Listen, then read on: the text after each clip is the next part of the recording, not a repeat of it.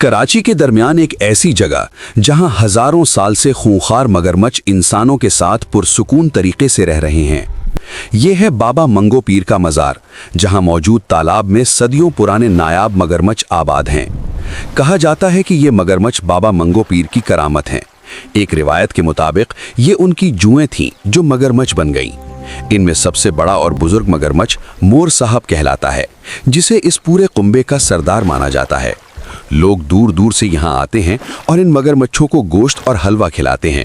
हैरत की बात यह है कि ये किसी को नुकसान नहीं पहुँचाते। हर साल यहाँ मखसूस शीदी मेला सजता है, जहाँ इन मगरमच्छों को फूलों के हार पहनाए जाते हैं और उनकी पूजा की तरह इज्जत होती है।